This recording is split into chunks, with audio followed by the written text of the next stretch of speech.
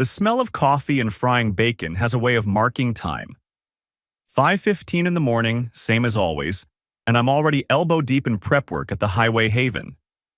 The neon sign outside flickers. Been meaning to fix that for 3 months now, casting pink and blue shadows across the empty parking lot. Route 40 stretches out in both directions like a promise nobody asked for. 15 years I've been running this place. Inherited it from Uncle Ray when he died. Back when I still thought I knew what I wanted from life. Turned out what I wanted was pretty simple. A clean grill, regular customers, and someone to come home to. 2 out of 3 ain't bad, I guess. The bell above the door chimes at 5:30 sharp. Tommy Hutchins, right on schedule. He drives long haul for Western Transport, always stops here on his way back from Reno. Morning, Walt. The usual. 2 eggs over easy, hash browns extra crispy, wheat toast. You know me too well, brother. I crack the eggs onto the griddle, watch them sizzle and pop. How's the road treating you? Same as always, lot of new faces at the way stations. Young kids who don't know their butt from a hole in the ground. He settles onto his usual stool, third from the left. How's Josie? Working. Always working. You two need a vacation. When's the last time you took a day off? I slide the plate in front of him, perfectly arranged. Can't remember. Maybe our anniversary, 4 years back? Tommy shakes his head, dumps hot sauce on everything. That's not living, Walt. That's just not dying. Philosopher today, are we? I'm serious. You're 42 years old. You look 60. I wipe down the counter, avoiding his eyes. Business is good. That's what matters. If you say so. The thing is, Tommy's not wrong. I know he's not wrong. But what am I supposed to do? The diner doesn't run itself. And Josie, she's got her own life now, her own schedule. We're like 2 ships passing in the night, except we share a bed and a checking account. We met 12 years ago, right here in this diner. She was waitressing. I was the new owner trying to figure out which end was up. She had this laugh, this real, genuine laugh that made you want to tell another joke just to hear it again. We'd close up at midnight and sit in the back booth, splitting a piece of pie and talking about everything and nothing. Married her after a year. Moved into the apartment upstairs together. Those first few years were good. Better than good. She'd wake up before me, make coffee, leave little notes on the bathroom mirror. You're my favorite person. Don't forget to smile today. Stupid stuff that meant everything. Then somewhere along the way, it just stopped. Not dramatically. Not with a fight or a door slamming. It just faded out like an old photograph left in the sun. She quit waitressing 8 years ago. Said the grease smell was making her sick. The hours were killing her back. I told her to do whatever made her happy. She took a job at the Desert Rose Motel, out on the east end of town. Better benefits, she said. Day shift, she said. More time for us, she said. Except there wasn't more time. I'm here from 5 in the morning until 9 at night, 6 days a week. She works 6 to 2 at the motel, but by the time she gets home, she's exhausted. By the time I get home, she's asleep. We have this routine. Sunday mornings, that's our time. Except half the Sundays, I'm swamped with the brunch crowd, and the other half, she's too tired to do anything but watch TV in her pajamas. Sex once every 2 weeks, maybe. Quick, mechanical, like we're both checking a box on a to-do list. She never looks at me anymore. Not really looks, you know. She looks through me, past me, at the wall behind my head. But we still say I love you when we part ways in the morning. We still split the bills 50-50. We still have each other's backs, right? Right? It was a Tuesday when everything started to unravel, though I didn't know it at the time. Josie came home around 3 in the afternoon, later than usual, but I was in the middle of the dinner rush and didn't think much of it. She kissed my cheek, said she was going to take a shower, disappeared upstairs. When I finally closed up and climbed the stairs at 9:30, she was already asleep, or pretending to be. I noticed she smelled different. Not her usual scent. The industrial lemon cleaner from the motel mixed with her cherry blossom body lotion. This was something else. Something sharp and masculine. Cologne, maybe? Jose? I touched her shoulder. You awake? Tired. Did you guys change cleaning products at work? She rolled over, squinted at me in the darkness. What? You smell different, like cologne or something. Oh, yeah, we're testing new detergent for the linens. Industrial grade. Dale thinks it'll save money. She yawned, rolled back over. Can we talk in the morning? I'm exhausted. Sure, yeah, sleep. But I lay there for a while, staring at the ceiling, that smell lingering in my nostrils. It bothered me, but I couldn't pin down why. Eventually, I fell asleep. Looking back, that was the moment. That was when I should have known. But I didn't. I was too tired, too comfortable in my routine, too sure that Josie and I were solid. Idiot. The next 6 months passed in a blur of hash browns and coffee refills. Josie and I maintained our separate orbits, friendly planets that occasionally shared the same airspace but never quite collided. She seemed happier, actually, more energetic. She started wearing makeup to work again, something she hadn't done in years. New perfume, new underwear, I noticed when I was doing laundry. You look nice, I said one morning as she headed out. She smiled, kissed my cheek. Thanks, baby. Have a good day. You too. And that was it. No alarm bells, no suspicion, just nothing. I noticed the Tuesday pattern without really noticing it, if that makes sense. She'd be out later on Tuesdays. Training sessions, she said. Inventory days. Deep cleaning. Always some explanation that made sense. I never questioned it. Why would I? We'd been together for 12 years. Married for 11. You don't throw away 11 years over a hunch, a feeling, a bad smell. But the universe has a funny way of forcing your hand. It was a Wednesday morning, middle of March, when Josie forgot her lunch on the kitchen counter. I found it around 6:30, sitting there like an accusation. Brown paper bag, her name written on it in purple marker. She was meticulous about her lunch. Always packed it the night before, always took it with her. I thought about driving it to the motel, but the breakfast crowd was already trickling in. Tommy and his eggs, Sandra from the hospital cafeteria and her black coffee, Luis from the construction crew and his crew of 5, all wanting pancakes and bacon. Sorry, Jose, I muttered to the empty apartment. You'll have to survive on vending machine food today. I set the bag aside and forgot about it until closing time. 9:30, cleanup done, grease traps emptied, floors mopped. I grabbed the lunch bag on my way upstairs, figuring I'd leave it on the counter so she'd see it in the morning. But something made me look inside. Maybe curiosity, maybe instinct, maybe God or fate or whatever you want to call the thing that knows you're about to get hit by a truck and tries to warn you. Half a sandwich, turkey and Swiss, her favorite. An apple. And crumpled napkins, shoved in to keep everything from shifting around. I pulled out the napkins to throw them away. One of them was from my diner.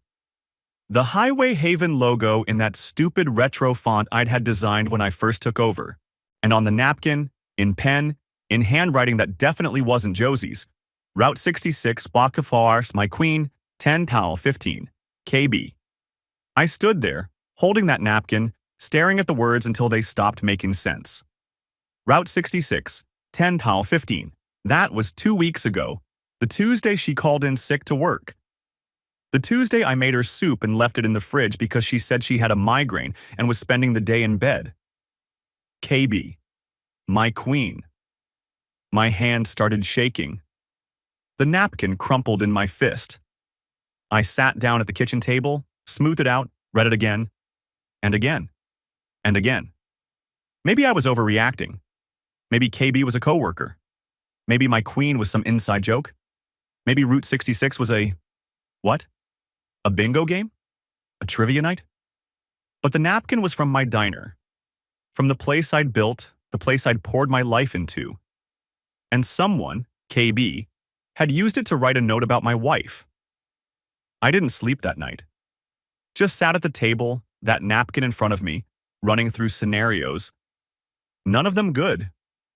Thursday morning, I acted normal. Kissed Josie goodbye, asked about her day, pretended my world wasn't tilting sideways. "You okay?" she asked, pausing at the door. "You look tired." "Didn't sleep great. Indigestion, I think." "Want me to pick up some antacids on my way home?" "Nah, I'm good. Have a good day." "You too, baby." She left. I stared at the closed door for 5 solid minutes. Then I opened our joint banking app on my phone. Scrolled through the last 6 months of transactions. Nothing suspicious, groceries, gas, utilities. But she'd been withdrawing cash, $40, $50, $60 at a time, every week or two. When I asked about it a month ago, she said it was for groceries and gas. Except our grocery bills were already on the card, and her car barely used any gas since the motel was only 15 minutes away. I made a list. Tuesday pattern. Extra cash withdrawals. The cologne smell. The napkin. 10:15 migraine. Individually, they meant nothing. Together, they painted a picture I didn't want to see. I called in sick Thursday afternoon, told Maria, my head waitress, that I had food poisoning and needed her to close. She gave me a concerned look. I never called in sick, but didn't argue. "Boss, you sure? You look, I don't know, off. Like more than just food poisoning off." "Just need to rest, Maria. I'll be fine by tomorrow." "Okay, but if you need anything, call me. I mean it." "Thanks." I drove to the Desert Rose Motel, parked in the gas station lot across the street, engine running, watching. My hands were sweating on the steering wheel. Part of me hoped I was wrong. Hoped I'd sit there for 2 hours, see nothing, go home and throw away that stupid napkin and forget this whole thing. Josie's car was there. Blue Honda Accord, slightly rusty around the wheel wells. Parked in the employee section. And in the far corner of the lot, near room 7, was a semi-truck. Big rig, the kind that hauls freight cross-country. Company name on the side, Midwest Freight Lines. The license plate was partially obscured by mud, but I could make out enough digits to know it was the same truck I'd seen Tuesday when I'd driven by. I sat there for 2 hours, watched people come and go. A family with 3 screaming kids checked into room 3. An elderly couple shuffled slowly toward room 12. A salesman type with a rolling suitcase went into room 9. At 1:45, Josie exited the main office, pushing a cleaning cart toward the rooms. She was wearing her uniform, teal polo shirt with the Desert Rose logo, khaki pants.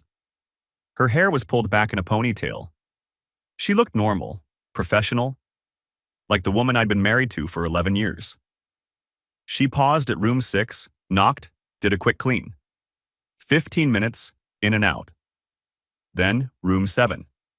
She knocked. The door opened. I couldn't see who opened it from my angle, but she smiled.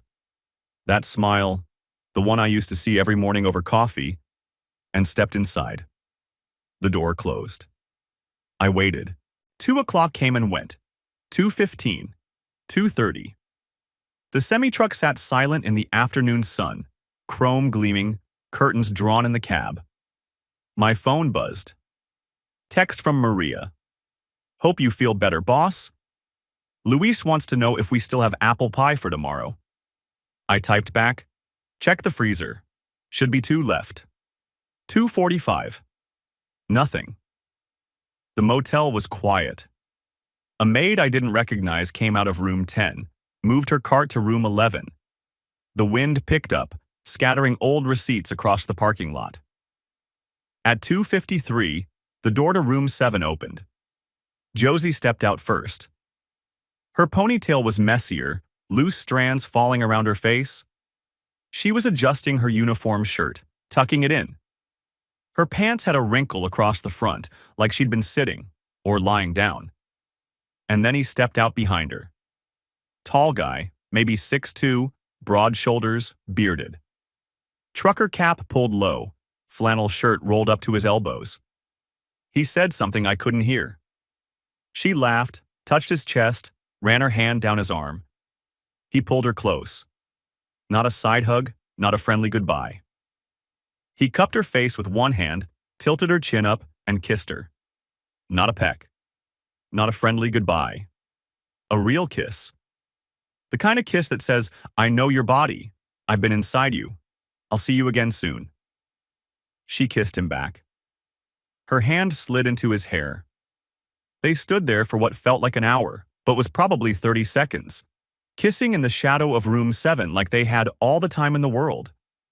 When they finally broke apart, she was smiling, glowing. She touched his face one more time, said something that made him grin, then walked back toward the main office with her cleaning cart. He watched her go, lit a cigarette, leaned against his truck and smoked, staring at nothing, looking satisfied. My hands gripped the steering wheel so hard I thought it might snap. My vision tunneled. All I could see was Josie, my wife, my partner, the woman I'd built a life with, kissing another man in the parking lot of a motel like it was the most natural thing in the world. The truck driver finished his cigarette, climbed into his cab, and pulled out of the parking lot.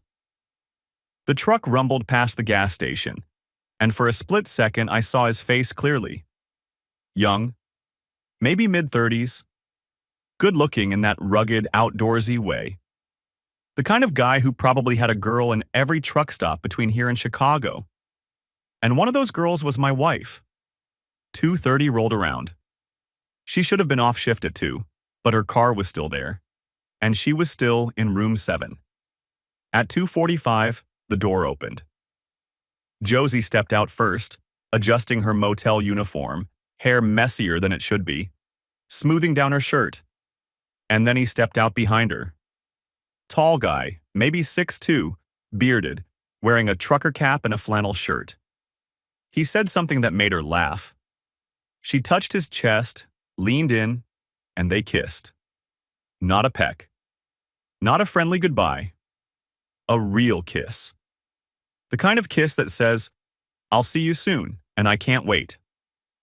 My hands gripped the steering wheel so hard I thought it might snap. My vision tunneled. All I could see was Josie, my wife, my partner, the woman I'd built a life with, kissing another man in the parking lot of a motel. She got in her car and drove away. He climbed into his truck, lit a cigarette, and sat there for another 10 minutes before pulling out onto the highway. I sat there until dark. Didn't cry, didn't scream. Just sat there, feeling everything and nothing at the same time. When I finally drove home, Josie was in the kitchen making dinner. Spaghetti, her go-to lazy meal. The smell of garlic and tomato sauce filled the apartment. She was humming. Actually humming, like she didn't have a care in the world. Hey baby, how are you feeling? She smiled, stirred the pot. Maria said you had food poisoning. I stood in the doorway watching her. This woman who'd been in another man's arms 3 hours ago. This woman who was pretending everything was normal. Better now. You want some spaghetti? I made extra. And I picked up that Italian bread you like from the bakery on the way home. Sure. Go wash up. It'll be ready in 5. I went to the bathroom, splashed cold water on my face, stared at myself in the mirror. I looked old. Tired. The lines around my eyes had deepened. Gray was creeping in at my temples. When had that happened? I went back to the kitchen. She'd set the table, 2 plates, 2 glasses of water, garlic bread in a basket with a checkered napkin. Normal. Everything was so desperately, convincingly normal. We sat at the table. She talked about her day. Some guest in room 4 had complained about the water pressure, said the shower was barely a trickle. Dale was being difficult about overtime again, trying to cut everyone's hours even though they were short-staffed. Brenda from the front desk was getting divorced. Apparently her husband had been cheating with a waitress at the casino. "Can you believe that?" Josie said, twirling spaghetti on her fork. "Throwing away 15 years for some bimbo who can't even deal cards properly. Men are pigs." I nodded, ate mechanically, said the right things in the right places. Yeah, terrible. How could someone do that? Right? Like, if you're unhappy, just say so. Be an adult about it. Don't sneak around like a coward. She took a sip of water. I told Brenda she's better off without him. She deserves someone who respects her. Absolutely. How was your day? Before the food poisoning, I mean. Fine. Busy lunch rush. Tommy came in, said his daughter's getting married next month. Oh, that's sweet. We should send a card. Yeah, we should. She had no idea. No clue that I'd just watched her kiss another man. No inkling that her entire world was about to collapse. After dinner, she insisted on doing the dishes. "You're sick, baby. Go rest." And I sat on the couch, staring at the TV without seeing it. She came in 20 minutes later, curled up next to me, put her head on my shoulder. "I'm glad you're feeling better," she said softly. "Thanks. I love you. You know that?" "I know." She fell asleep there, her breathing evening out, her weight warm and familiar against my side. I stared at the ceiling, my arm around her out of habit, and made a decision. I wasn't going to confront her. Not yet. Wasn't going to give her the chance to cry, to gaslight me, to tell me I was crazy or paranoid or imagining things. I'd seen it with my own eyes. I had the napkin. I had the pattern. What I needed now was proof. Real, undeniable, court-worthy proof. And then I was going to burn her life to the ground. Friday morning, I Googled Private Investigator Nevada and found Rick Donovan. His website was bare bones.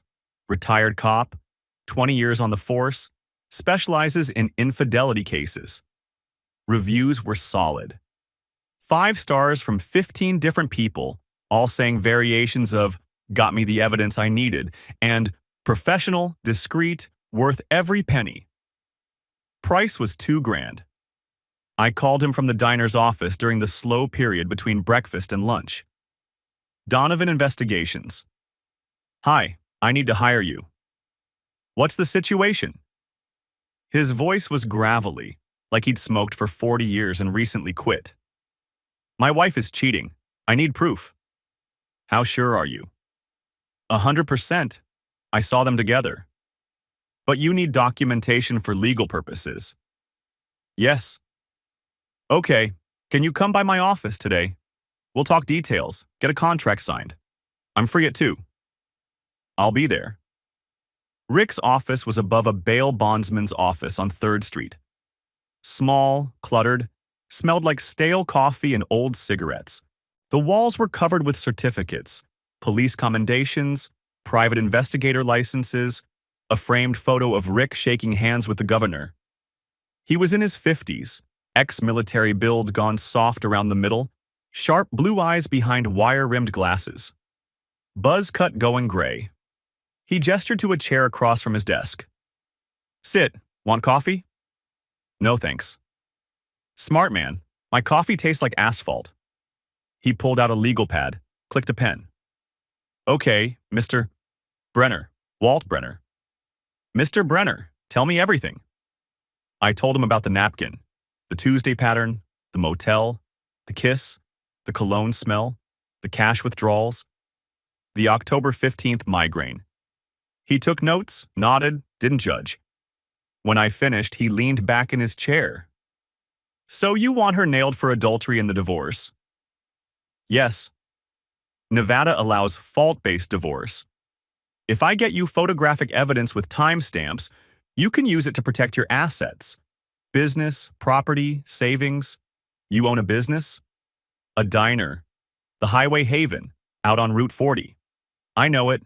Good pancakes. You make those yourself? Yeah. Solid place. How long you had it? 15 years. Inherited it from my uncle. Rick wrote something down. And your wife works at the Desert Rose Motel? Yeah. Day shift, 6 to 2. But she's been staying late on Tuesdays. Says it's training or inventory or deep cleaning. But you think she's meeting this guy? I know she is. I saw them. You want me to identify the guy? Already done. His name's Kyle something. Drives for Midwest Freight Lines. Truck number... I pulled out my phone, showed him the photo I'd snapped of the semi. Should be visible here. Rick took my phone, zoomed in on the photo. License plate's partially visible. I can run this, get you a full name and address if you want. Would that help? Might. Depends on what you want to do with the information. What do you mean? Rick set my phone down, steepled his fingers. Look, Mr. Brenner, I'm going to be straight with you. Most of my clients want one of three things. 1. Proof for the divorce. 2. Leverage to get a better settlement. 3. Revenge. I want all three. Fair enough. But you need to understand something. Revenge is a slippery slope. You can ruin her life, sure. You can ruin his life too if you're smart about it. But it takes time, planning, and a willingness to go all the way. You strike me as a decent guy. You sure you want to go down that road? I thought about Josie's hand in Kyle's hair. Thought about her laughing as she kissed him. Thought about the napkin from my diner. The place I'd built. The place I'd bled for. Being used to plan her affairs. Yeah, I'm sure. Rick nodded slowly. Okay, then let's talk strategy. First, we get the proof. Photos, timestamps, locations. I'll stake out the motel on Tuesdays for the next 3 weeks. That should be enough for your lawyer. Cost is $2,000 flat. 1,000 up front, 1,000 when I deliver the goods. Done. Second, we identify your boy Kyle. Full name, address, employer. If he's driving commercial, he's got to keep DOT logs. Those logs are federal documents. If they don't match his actual locations, that's a violation. Could cost him his license. How would we prove that? Time-stamped photos of his truck at the motel during hours when his logs say he was on the road. Send those to his employer's compliance department. They'll investigate. DOT doesn't screw around with log violations. Is that legal? Sending factual information to a company about their employee? Perfectly legal. It's called being a concerned citizen. I smiled for the first time all day. I like the way you think. I've been doing this a long time, Mr. Brenner. Cheaters think they're so clever, but they always leave a trail. Our job is just to document that trail and make sure it leads exactly where we want it to go. He pulled out a contract, slid it across the desk. Sign here. I'll start surveillance Tuesday. That seem like the right day? Yeah. I'll call you with updates. And Walt? Yeah? I'm sorry. I see this a lot and it never gets easier. People throw away good marriages for nothing. For a thrill, for attention, for ego. Your wife's making a mistake. But you're doing the right thing. Protect yourself. Protect your assets. And don't let her gaslight you into thinking any of this is your fault. Thanks. One more thing. When this all blows up, and it will blow up, she's going to come at you hard. She'll cry, she'll rage, she'll try to flip the script and make you the bad guy. Don't fall for it.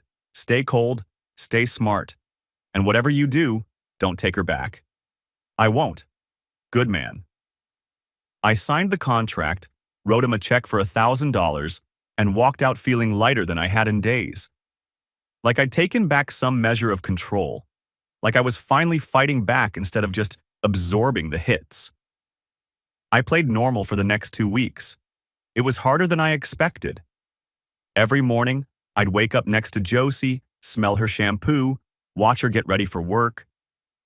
She'd kiss me goodbye, a peck on the cheek, quick and automatic, And I'd say, "Have a good day," like I meant it. Every evening I'd come upstairs and find her on the couch, watching reality TV or scrolling through her phone. We'd make small talk. "How was work?" "Fine." "How was yours?" "Busy." "What do you want for dinner?" "I don't care, whatever you want." We had sex twice during those 2 weeks. Both times on Thursday night, like clockwork. She initiated, which surprised me. Climbed on top of me, moved mechanically, finished quickly, then rolled over and went to sleep.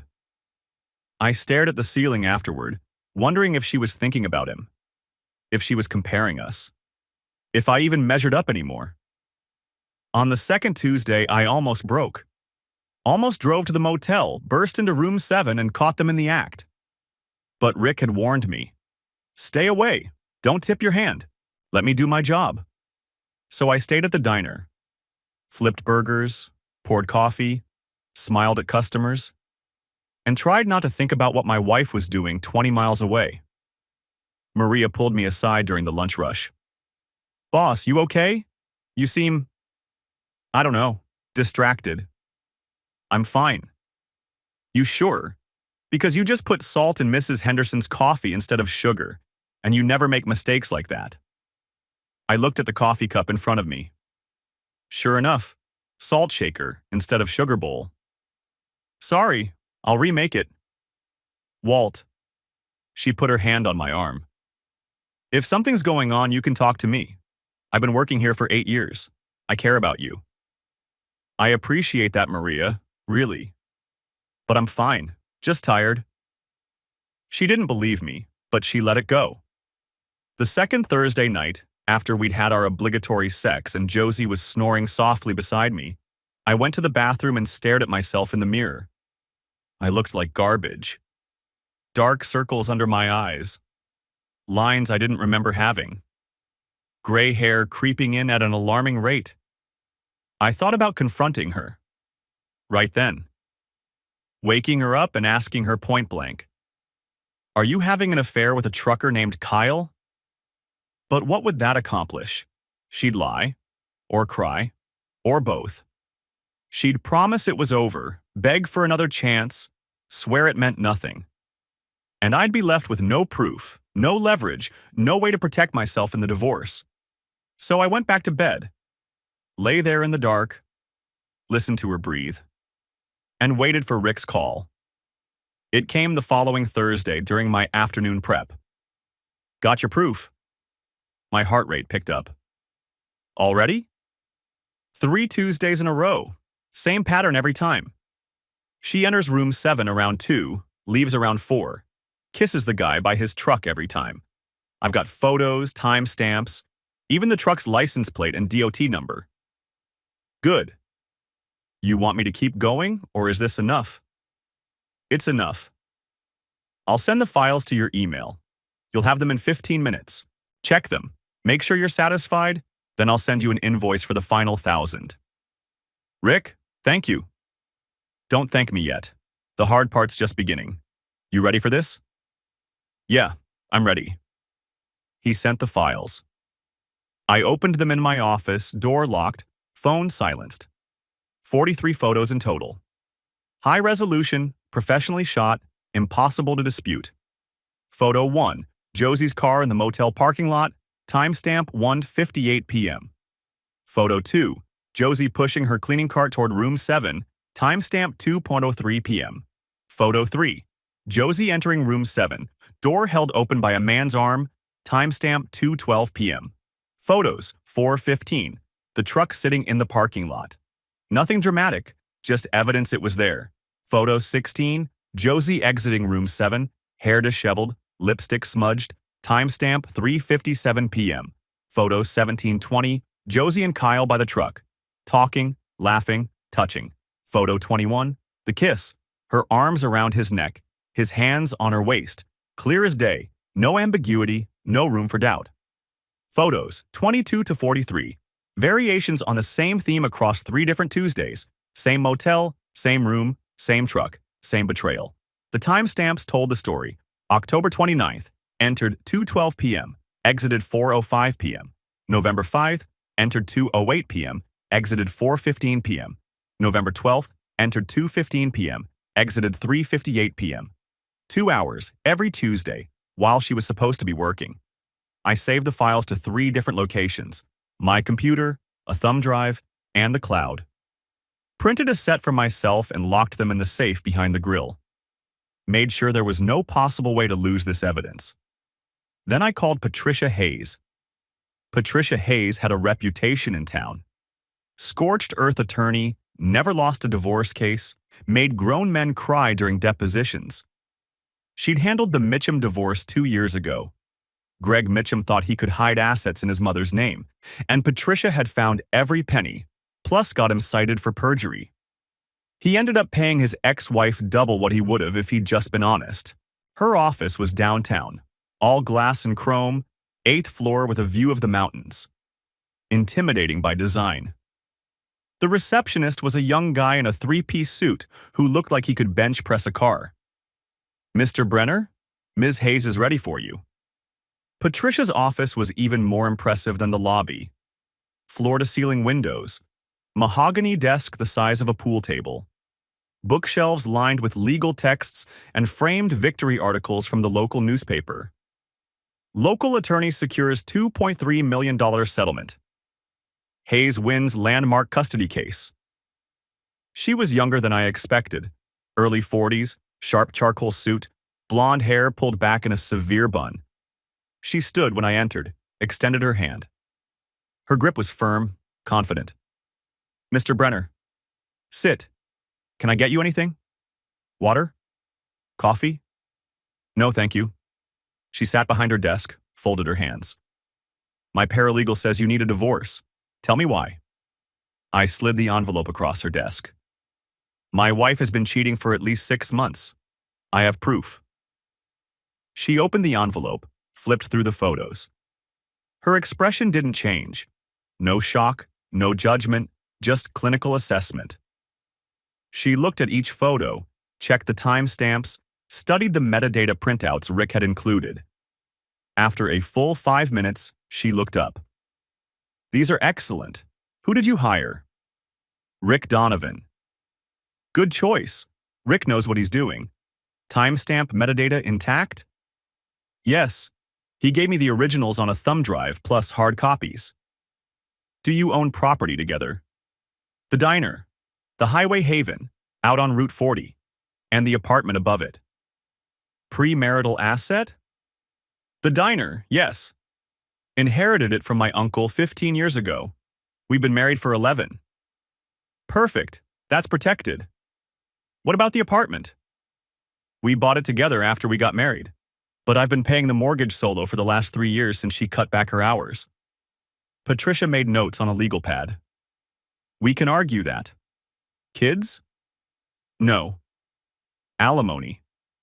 "She works, makes about $30,000 a year at a motel. So she's employed. That helps." "How much do you make?" "The diner clears about $80,000 a year after expenses." "Savings?" "Joint account, about $80,000. But most of it came from me. I've been the primary contributor the entire marriage."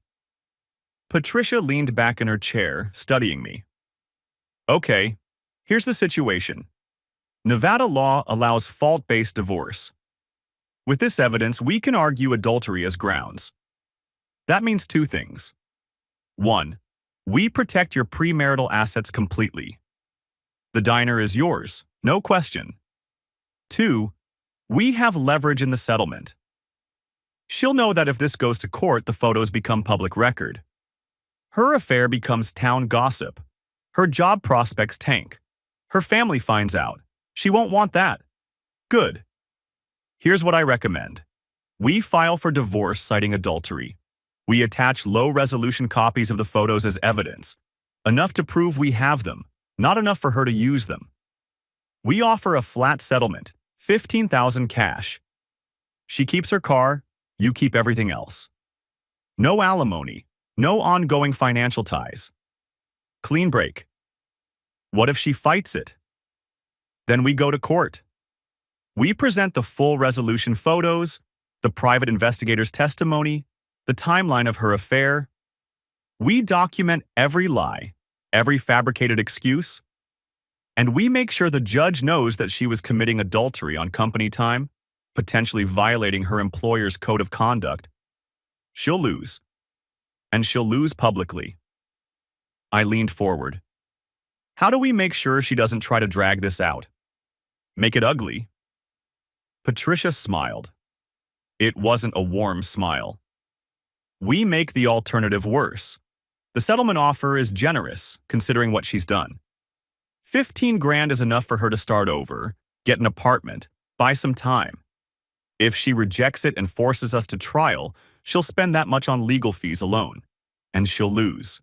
She knows it, we know it. And once her lawyer sees the evidence, they'll know it too. She'll sign. When do we start? Today, if you want. I can have the papers drawn up by end of business, filed by tomorrow morning. How do you want to serve her? At work, Patricia raised an eyebrow. Public humiliation? She humiliated our marriage. Seems fair. I like the way you think, Mr. Brenner. But I have to warn you, serving someone at work is legal, but it's aggressive. It signals that you're not interested in reconciliation or negotiation. You're sure that's what you want? I'm sure. Okay, we'll have a process server deliver the papers Wednesday morning. She'll be blindsided, she'll be emotional, and she'll probably try to call you immediately. Do not answer, do not engage, let her lawyer contact me. Everything goes through official channels from this point forward. Understood. Patricia made more notes. One more thing. You mentioned she works at a motel. If there's evidence of policy violations, fraternizing with guests, using rooms for personal purposes, theft of company property, an anonymous tip to her employer might be prudent. I met her gaze. How anonymous? Typed letter. No return address. Drop it in a mailbox 2 towns over. Include specific dates, room numbers, and suggest they check their security footage and inventory logs. Let management connect the dots themselves. What would I include? The dates from the photos. The room number. A polite suggestion that their employee may be violating company policy by entertaining guests during work hours. Maybe mention that towel and linen inventory might not match up. You'd be surprised how much motels care about missing towels. That seems harsh. Mr. Brenner, your wife had an affair for 6 months. She lied to your face every single day. She used your business, a napkin from your own diner, to coordinate her romantic getaways. She's not a victim here, and if she was violating company policy, her employer deserves to know. I thought about it. About Josie losing her job on top of losing her marriage. About her reputation in tatters. About her life falling apart piece by piece. Then I thought about her touching Kyle's face, her hand in his hair, her lips on his. I'll think about it. Don't think too long. The window for this kind of thing is narrow. Once the divorce is filed and she's aware that you know, she'll clean up her tracks. Lock down her story. Right now, she thinks she got away with it. That's when people are most vulnerable. How much do you charge? My retainer is $5,000. That covers the divorce filing, settlement negotiations, and basic representation.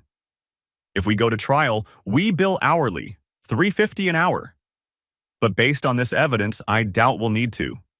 She'll settle. I wrote her a check for $5,000. Felt sick doing it, but it was necessary. One last question, I said. When this is all over, when she's gone and the divorce is final, does it get better? Patricia's expression softened slightly. It gets different. The anger fades. The betrayal stings less. You'll wake up one day and realize you haven't thought about her in a week, and then you'll meet someone who actually deserves you. But it takes time, and you have to let yourself heal. Thanks. Don't thank me yet. Thank me when this is over and you're free. I left her office feeling like I'd just declared war, which I suppose I had. Wednesday came too fast and not fast enough. I couldn't sleep Tuesday night, kept checking my phone even though I knew nothing would happen until morning. At 4 a.m., I gave up and went downstairs to prep for breakfast service. Tommy came in at 5:30, same as always. Settled onto his stool, ordered his usual. "You look like hell, Walt." "Thanks." "I'm serious. You sick or something?" "Just didn't sleep great." "You working too hard. You need a vacation. When's the last time you and Josie went somewhere?" I cracked his eggs onto the griddle, watched them sizzle. "Can't remember." "That's not healthy, brother. You're going to work yourself into an early grave." If only he knew. At 9:45, I got a text from Patricia's paralegal. "Process server en route. ETA 10:15. I texted back. "Understood." Maria noticed me checking my phone.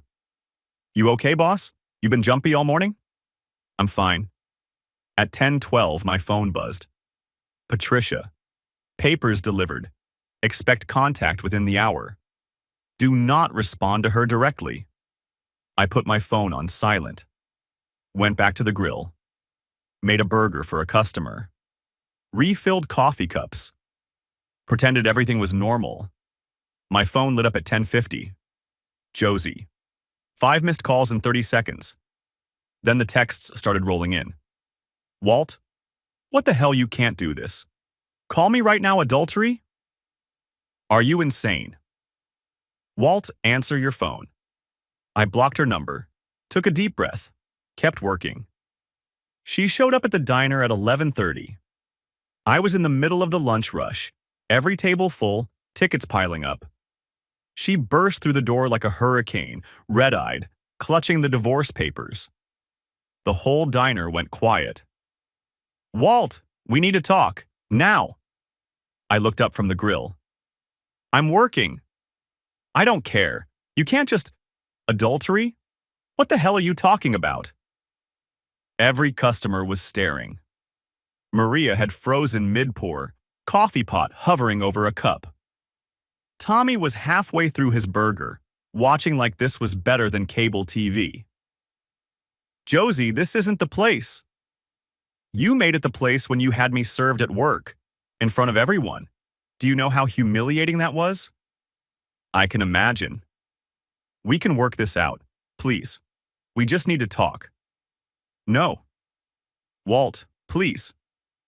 Her voice cracked. "I made a mistake. It was stupid. It meant nothing. But we've been together for 12 years. You can't throw that away over one mistake." I turned off the grill, wiped my hands on my apron, looked at her directly for the first time. "It wasn't one mistake, Josie.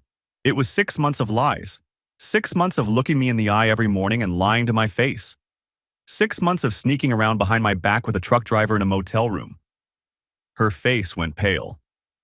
"How did you... Photos, timestamps, license plates. I know everything. The Tuesdays, room 7, Kyle Brennan from Midwest Freight. I know about October 15th when you called in sick and spent the day with him instead. I know you used a napkin from this diner, from our place, to plan your road trips." She looked around, realized everyone was listening. "Can we please talk about this in private?" "No. You want to talk? Talk to my lawyer, Patricia Hayes. Her number's in the divorce papers." "You hired Patricia Hayes? Walt, she's ruthless. She'll destroy me."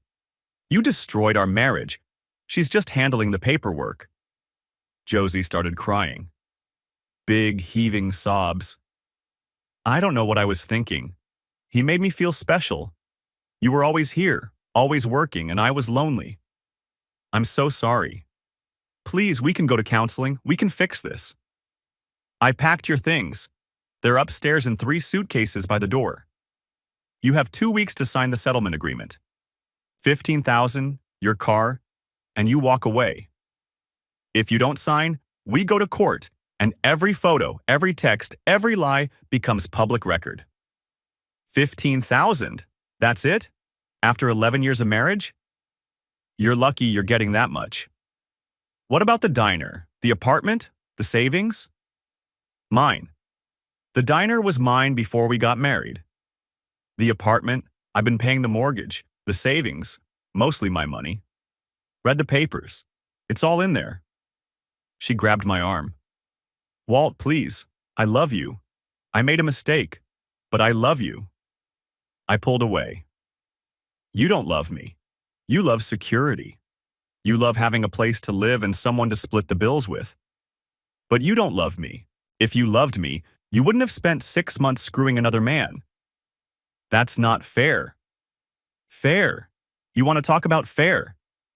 Fair would have been telling me you were unhappy. Fair would have been asking for a divorce before you started sleeping around. Fair would have been not using my diner, the place I built, as part of your affair. I never. The napkin, Josie. Route 66 with my queen. Signed KB. I found it in your lunch bag. So don't stand here and tell me what's fair. She tried a different approach. Anger. Fine. You want a divorce? You'll get a divorce, but I'm fighting for half of everything. The diner, the apartment, all of it. I earned it. No, you didn't. And my lawyer has 43 photos that prove it. Want to try your luck with a judge? You're bluffing. I pulled out my phone, opened the photo folder, held it up so she could see. Her face in high definition, kissing Kyle by his truck. Her expression crumbled. You had me followed? Hired a private investigator. Best $2,000 I ever spent. You are unbelievable, you know that? Vindictive and petty and... Get out of my diner. It's our diner. No, it's my diner. It was mine before you. It'll be mine after you. Now get out before I have you removed for trespassing. She stood there shaking, mascara running down her face. The whole diner was watching, dead silent, waiting to see what would happen next. Finally, she turned and walked out. The door slammed behind her hard enough to make the windows rattle. Nobody moved for a solid 10 seconds. Then Tommy started a slow clap. A few others joined in. Maria came over, squeezed my shoulder. You okay, boss? Yeah, I'm good.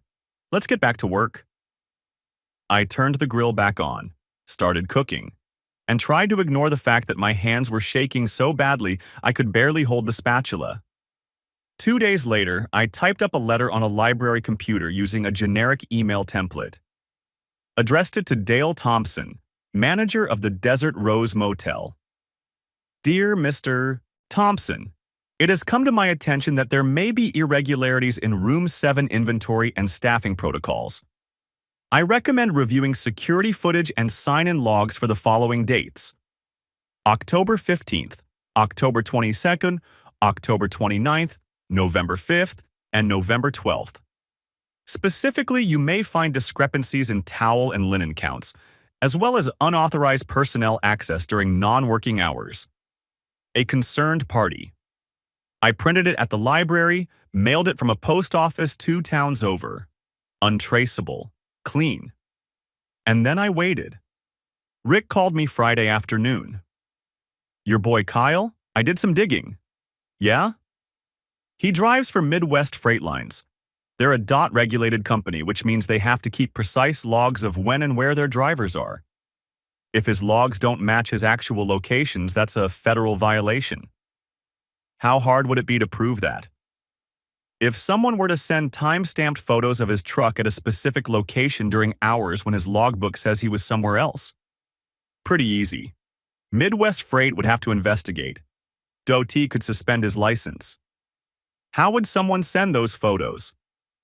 Anonymous email to the company's compliance department. Include the truck number, dates, timestamps, and a polite suggestion that they verify his logbook entries. That seems harsh, Rick snorted. He's screwing another man's wife on company time, probably falsifying federal documents to do it. That's harsh. This is just consequences. I thought about it for exactly 3 seconds. How do I do it? He walked me through setting up an anonymous email account, attaching the photos, and drafting a professional-sounding message. To whom it may concern. I have observed truck 04471, Midwest Freight Lines, parked at the Desert Rose Motel, Room 7, for extended periods on multiple occasions during what should be active driving hours. Attached are time-stamped photos documenting these instances. I am forwarding this information as a concerned citizen who believes DOT regulations should be upheld. Respectfully, a concerned observer. I hit send. Logged out. Deleted the account. And then I went back to the diner and made the best damn omelet of my life. Things moved fast after that. Dale called Josie in on Monday. She'd been staying with her sister Tammy, sleeping on the couch, crying to anyone who'd listen about her terrible husband and his insane jealousy. Dale reviewed the security footage, checked the logs, found the spare room key she'd had made. Saw her entering room 7 during her lunch breaks, leaving hours later. Saw the linen inventory discrepancies. He couldn't prove theft, exactly. But he could prove policy violations. Fraternizing with guests, unauthorized room access, falsifying time cards. She was fired on the spot, escorted out by security. Her name flagged in the motel chain's HR system, effectively blacklisting her from any similar jobs in the region.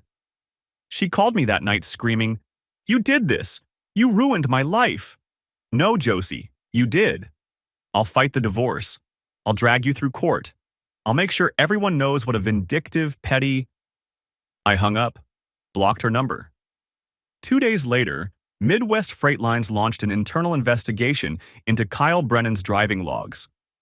His logs showed he'd been on the road during the hours when the photos proved his truck was parked at the Desert Rose Motel. Falsifying DOT logs is a federal offense. Kyle was fired. His commercial driver's license was suspended pending review, a process that could take 6 months or more. Without his CDL, Kyle couldn't work. Without work, he couldn't pay his rent. Within 3 weeks, he'd moved back to Chicago, taking a part-time warehouse job and blaming Josie for everything. He blocked her number, deleted her from social media, ghosted her completely. I know this because Brenda from the motel called me. She felt guilty, she said. She'd been covering for Josie, believing Josie's story about me being abusive. But when Josie got fired and Kyle disappeared, Brenda put 2 and 2 together. "I'm sorry, Walt. I didn't know. She made it sound like you were the bad guy." "It's okay. You were trying to help a friend." For what it's worth, she's a mess. Staying with her sister, can't find work anywhere in the county. Word travels fast in a small town. "Yeah, it does," Brenda hesitated. "She's saying you set her up, that you sabotaged her job and her relationship. Did she cheat? Yes? Then she set herself up. I just documented it." Brenda laughed, dark and bitter. "Fair enough." The divorce was finalized 6 weeks later. Josie signed the settlement without a fight. Took her $15,000 and her car and moved 2 counties over, found part-time housekeeping work at a sketchy, extended-stay hotel. Minimum wage, no benefits, no future. I kept the diner, kept the apartment, kept the savings. My lawyer fees ate up about 10 grand, but it was worth it. For the first time in years, I felt like I could breathe. 3 months later, Josie showed up at the diner. Thursday evening, 7 p.m., right in the middle of the dinner rush. She looked rough, thinner, bags under her eyes, hair unkempt. She sat at the counter, waited until I had a free moment. "Walt, can we talk?" "I'm working. Please, just 5 minutes." I glanced at Maria, who was watching with barely concealed hostility. Everyone in town knew the story by now. Josie was persona non grata. 5 minutes, in the back. We went to my office. She closed the door, leaned against it. "I need help." "No." "Walt, please, I'm pregnant." The world tilted again. "What?" 8 weeks. It's Kyle's, I think. I'm broke, sleeping on Tammy's couch, and I don't know what to do. Call Kyle. He blocked me. Won't return my calls, won't answer my emails. Then I guess you're screwed. I need money for an abortion or for prenatal care. I don't even know. I can't afford either. Not my problem. Her eyes hardened. It could be your problem. If I go public. Tell everyone you drove me to cheat with your neglect.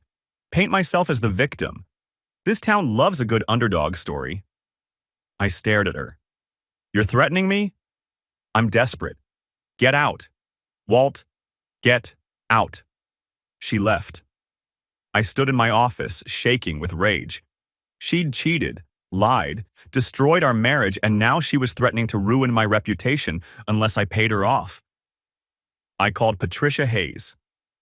She's pregnant and threatening to go public? Yes. We can get a restraining order, harassment charges if she follows through. Or, Patricia was quiet for a moment. Or you pay her to disappear. NDA, binding contract, she leaves the state and never contacts you again. 5,000, maybe 10. That's extortion. Technically, it's a settlement, and it might be cheaper than fighting her in the court of public opinion. I thought about it. Small-town gossip was vicious. Even if I was right, even if I had proof, Josie could still poison the well, hurt my business, make my life miserable. 5,000, NDA. She leaves the state, never contacts me again. I'll draft the paperwork. We met at Patricia's office the following Tuesday. Josie signed the NDA, took the check, and left without a word. Patricia said she'd already bought a bus ticket to Oregon. Her cousin had a spare room. 2 weeks later, Brenda called me again. Walt, I thought you should know something. What? Josie wasn't pregnant. What? I saw her the night before she left, at a bar, drinking and laughing with some guys, talking about how she'd squeezed one last payout from the dumb jerk. Her words. I sat down hard. She conned me. Yeah, but the NDA still stands, right? She's gone, and you're free. Yeah. For what it's worth, she's miserable. Tammy stopped taking her calls. Everyone knows what she did. She'll be starting from zero in Oregon with a reputation that'll follow her eventually. Good. Brenda hesitated. You doing okay? Getting there. You deserve better, Walt. You really do. Thanks. She hung up. I sat in my office staring at the NDA, framed on the wall behind my desk. Under it, a small typed note. The cost of closure. Was it worth $5,000 to never see Josie again? Yeah, it was. 4 months after the divorce finalized, I hired a new waitress. Emma Lane, 34, widow, new to town. She walked into the diner on a Tuesday morning. No appointment, no phone call ahead of time. Just walked in with a resume in one hand and a pie carrier in the other. Are you Walt? She asked. Yeah, can I help you? I heard you might be hiring. I'm Emma Lane. I'm a hard worker, I'm reliable, I show up on time, and I make the best pies in 3 counties. This is blueberry with a lattice crust. Consider it a bribe. She set the pie carrier on the counter, opened it. The pie was gorgeous. Golden crust, perfect lattice weave, blueberry filling visible through the gaps. It smelled like heaven. You made this? This morning. I've got references if you want them, but I figured the pie would speak for itself. I grabbed 2 forks, cut us each a slice, took a bite. Best pie I'd ever tasted. Buttery crust, just the right amount of sweetness, blueberries that tasted like actual fruit instead of canned filling. You're hired, she blinked. Just like that? Just like that. When can you start? Tomorrow? Perfect. Shift starts at 6, but if you want to come in early to bake, the kitchen's yours at 5:30. She smiled. It was a real smile, not calculated or fake, just genuine happiness. Thank you. You won't regret this. And I didn't. Emma was different from the start. She showed up 15 minutes early every single day, had coffee brewed before the first customer walked through the door, and never once complained about anything. The fryer broke? She helped me fix it. We ran out of eggs mid-breakfast rush? She sweet-talked the supplier into an emergency delivery. A customer was rude to Maria? Emma handled it with grace and firmness. Sir, I understand you're frustrated about the wait, but we're short-staffed today, and everyone's doing their best. If you can't be patient, you're welcome to take your business elsewhere. The guy apologized. Actually apologized. She'd lost her husband 2 years ago. Heart attack. No warning. Jake was 41, healthy as a horse, and then one day he just collapsed in the barn. By the time the ambulance got there, he was gone. She told me about it one morning while we were prepping. Calm, matter-of-fact, not looking for sympathy. We had a good marriage, she said, kneading dough for cinnamon rolls. Not perfect, but good. He was kind, made me laugh, never forgot our anniversary. I miss him. But I'm not haunted by him, if that makes sense. I loved him, he loved me, and he's gone. Life goes on. That's a healthy way to look at it. Therapy helps. So does staying busy. This job, baking, keeping my hands moving, it's better than sitting around feeling sorry for myself. You ever think about dating again? She glanced at me, then back at her dough. Maybe, if the right person came along. But I'm not looking. I figure if it's meant to happen, it'll happen. We talked like that a lot. Early morning conversations while the diner was still empty. Just the two of us, and the hum of the refrigerator. She told me about the farm she and Jake had owned, how she'd sold it because it hurt too much to stay. How she'd moved to town with no plan, just a need for something different.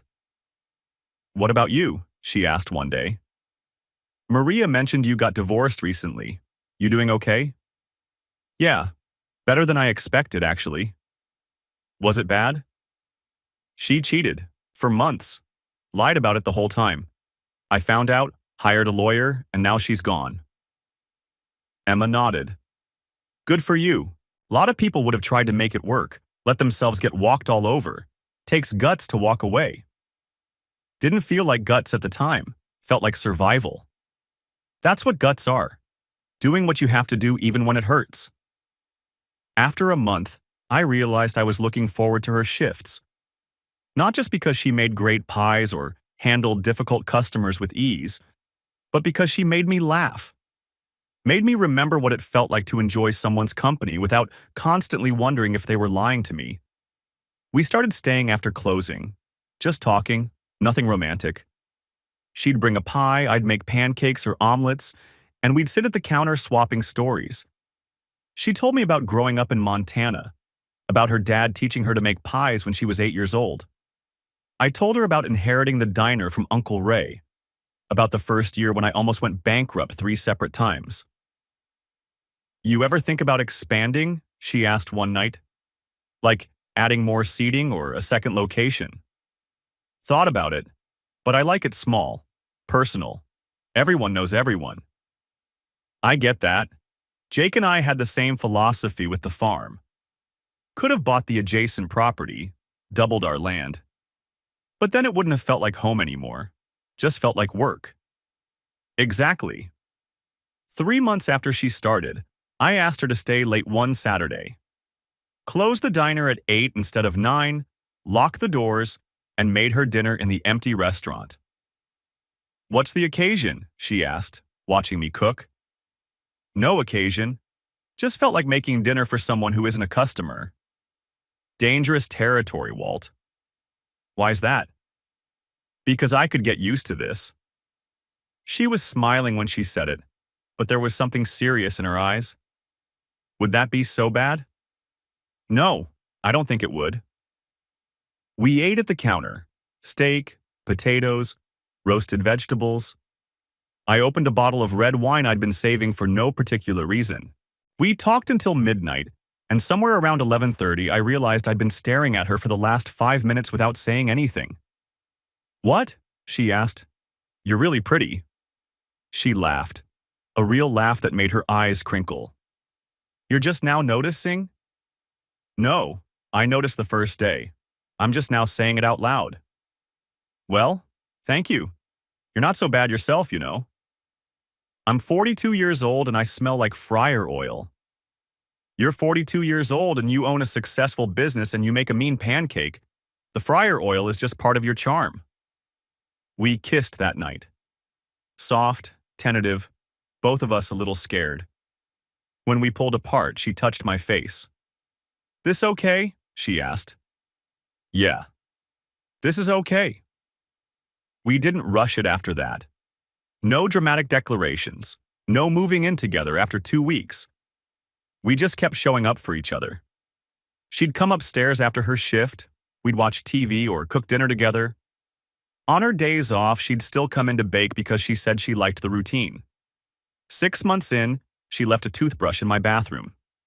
I didn't say anything, just moved mine over to make room. A week later, she brought over a change of clothes, then a few books, then her coffee mug. One Sunday morning, I woke up and she was already in the kitchen, making cinnamon rolls, humming to herself. Still in my t-shirt, hair messy, completely at home. "Morning," she said when she saw me. "Coffee's ready." "You basically live here now, you know that?" "Is that a problem?" "No, I'm just saying. You might as well move in officially. Stop pretending you still live at your rental." She turned to face me, flour on her hands. "You sure?" "Yeah, I'm sure. I like having you here. I like being here." "So it's settled. You live here now." "Okay, but I'm repainting the bedroom. That beige is depressing." "Deal." "You're different with her," Maria said one day, watching Emma laugh at something a customer said. "Lighter." "Yeah, I guess I am." "You deserve it, boss, after everything." "Thanks." 1 year after the divorce, I was taking out the trash when I saw a familiar car drive past.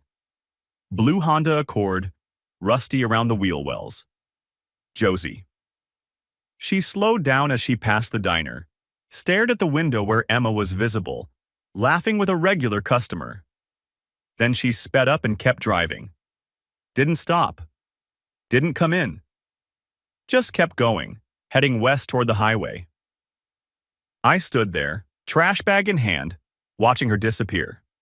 Felt nothing. No anger, no satisfaction, no lingering bitterness. Just nothing. "You okay?" Emma appeared beside me, wiping her hands on her apron. "Yeah, I'm good." "Who was that?" "Nobody important." She looped her arm through mine, leaned her head on my shoulder. "Good. Come on, I made cinnamon rolls for tomorrow. Want to steal one while they're still warm?" "You're a bad influence." "That's what makes me fun." We went back inside, and I locked the door behind us. The diner was quiet, the highway humming in the distance. Upstairs, the apartment smelled like cinnamon and vanilla. Emma put on music, poured us both coffee, and we sat at the counter eating stolen cinnamon rolls and planning the week's specials. Life went on. Simple, steady, good. And I was finally, genuinely, okay with that.